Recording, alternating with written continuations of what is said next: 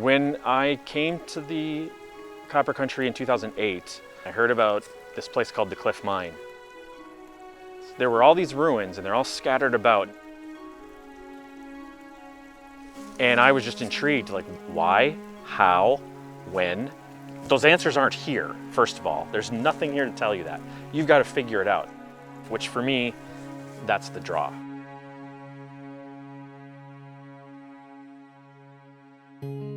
On the greenstone cliffs that rise from the Keweenaw between Calumet and Copper Harbor, you can find the ruins of the Cliff Mine. So the reason you come here, the reason you come and visit the cliff, is that this was the first profitable copper mine in America. And there was worry that this was going to be a failed endeavor up here. But then the cliff struck it rich in 1849, and that convinced everyone, okay, there's money to be made here, let's come back. And so this is the first, and because it's the first, it was the first to build large stone structures. It was the first to implement steam power. It was the first to plan a miners' community of Clifton. To investigate the ruins of that community and the mining operation it supported, turn onto Cliff Drive just south of Phoenix.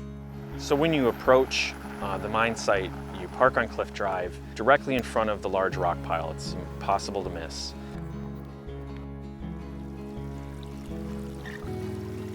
There is going to be a creek that you have to cross. There's generally a footbridge. The cliff doesn't have a formal trail system, but it does have an informal trail system, so you are going to have to walk over the occasional fallen tree. You're going to have to duck here and there. But it is a nice network of trails that takes you to all the various industrial structures.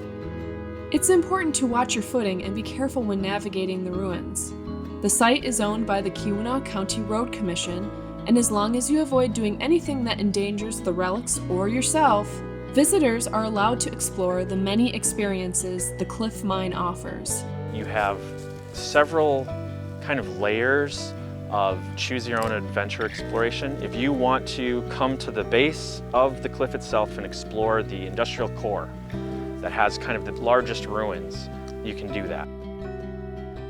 Here you will find the most accessible features of the Cliff Mine, from the numerous stone remains of the buildings to the rock piles, where many adventurers spend their time prospecting for the small pieces of copper that the miners left behind.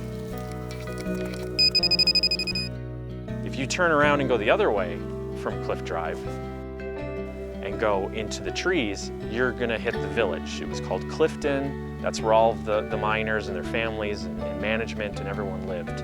And you can walk around in there and find the remains of 3 churches. There's a cemetery if you look hard enough. The cemetery can also be accessed from the small trail on US 41. Hidden in the woods, you will find iron crosses and headstones from a bygone era. There's also the cliff itself. So you can climb up the cliff behind me, and there are more ruins up there. There are more residential remains up there. But there's also the view. You can see the lake behind you and you can see the lake in front of you. The trail to the top is steep, so if the view doesn't take your breath away, the climb probably will.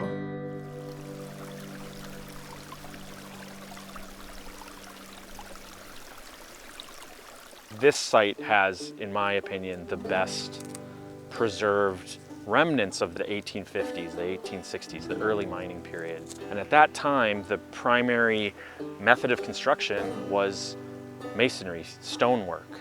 Because of its lasting durability, this stonework is largely what remains of the Cliff Mine. It now serves as evidence to the scale of the operation and testament to the craftsmanship of the people who lived and worked here. And so when you're here, you are at the touchstone, right, for the entire copper country's American history. In my mind, all of us are here because this place is here.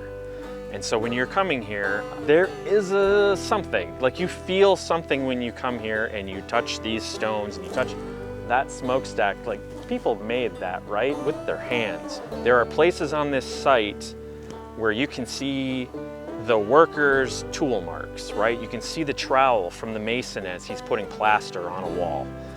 And you can connect to that. When people come here and visit this place, they're gonna feel that too. And there's something really interesting and special about that.